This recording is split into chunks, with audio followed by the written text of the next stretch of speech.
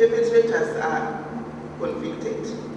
According to the Namibian Combating of Rape Act number 8 of 2000, survivors of sexual assault have a right to post-exposure prophylaxis, emergency contraceptives, and legal abortion.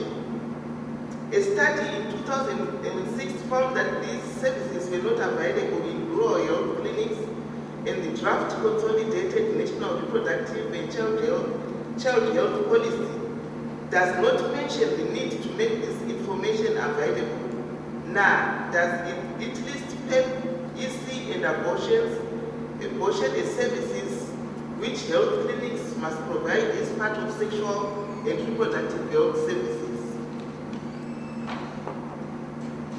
Sexual violence against women is resulting both in HIV and STI infections, as well as unwanted pregnancies, since emergency contraception is not well known and readily available.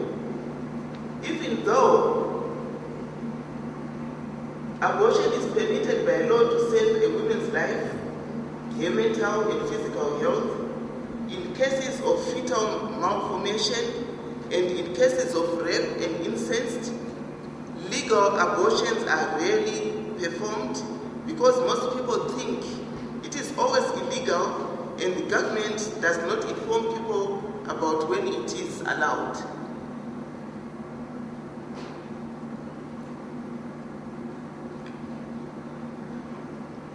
We are therefore faced with a double tragedy.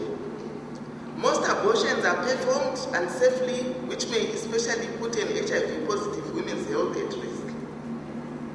And there is a high incidence of baby dumping, whereby newborns are abandoned.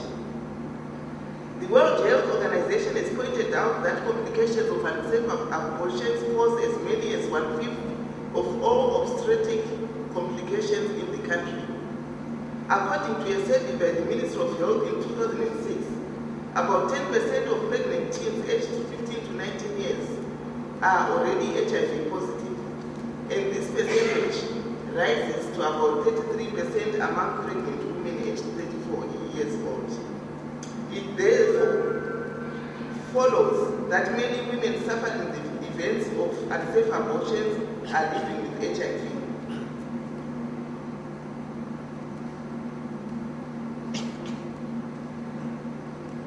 So the project which we have been doing now, which involved young men and women to come and discuss this specific issue, to also try and see how young men can also support young women who are facing these issues. We decided it would be useful to work on stigmatizing the subject of unwanted pregnancies and abortion. As I mentioned before, the young people participated in educational sessions on a wide range of sexual and reproductive health topics that were facilitated by ICW members and IPAS. The young people were then asked to offer some of the exercises they learned in each monthly session to their own groups, and a number of them did this. Their enthusiasm became evident when some of the young men brought their mothers to sessions, and the adults began asking ICW and Namibia Women's Health Network to offer the project to them as well. About 4 of the students, including young men, participated in a weekly radio in which they discussed topics such as talking about sexuality between parents and children, teenage pregnancy, sexual and domestic violence, unwanted pregnancy and abortion, in a village 80 kilometers out of Windhoek, which is called Dodabis.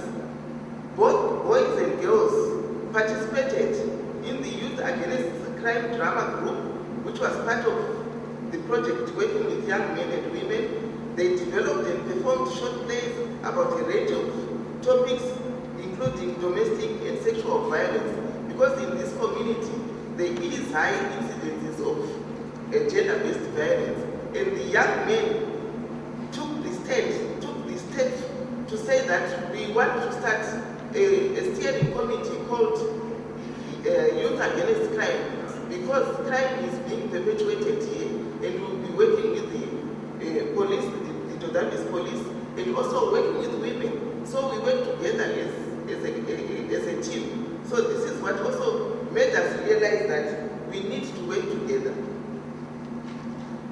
At the end of the project, some of the students produced essays and poems, and Namibia Women's Health Network hopes to put these together in a small publication for distribution. And the issues coming out of these stories and poems, it already shows that in Africa we can't work in isolation of each gender. We need to work together.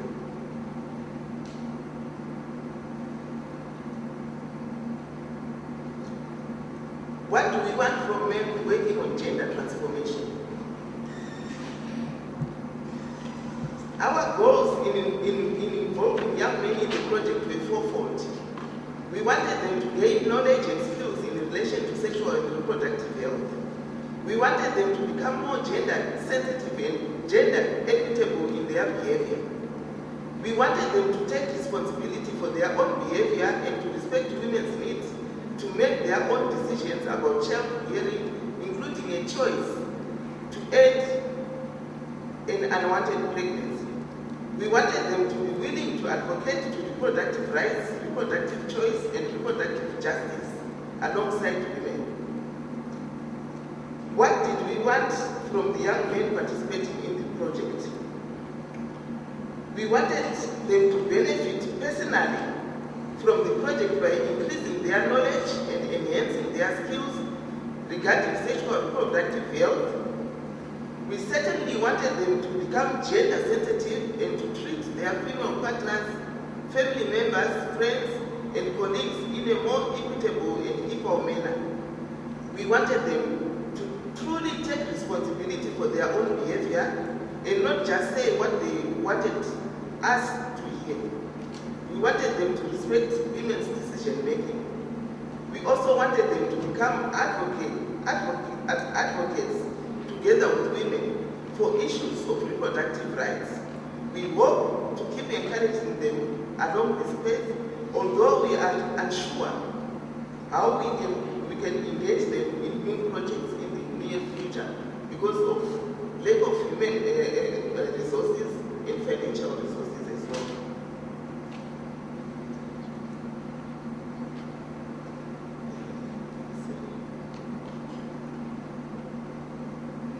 We are very grateful to IPAS and Namibia Women's Health Network facilitators because these are volunteer facilitators who collaborated on this project and really wanted to acknowledge, we also want to acknowledge the young people who participated so enthusiastically and willingly in the project, especially the young men. They showed so much support. They make us optimistic about someday achieving a more gender equitable society. We also want to thank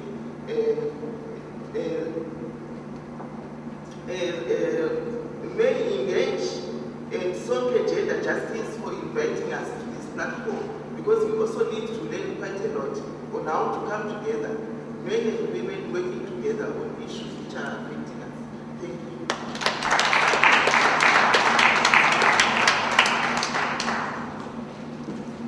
Thank you so much, Jenny. And as you saw, there was more in terms of principles that Jenny had identified, which we'll circle back to.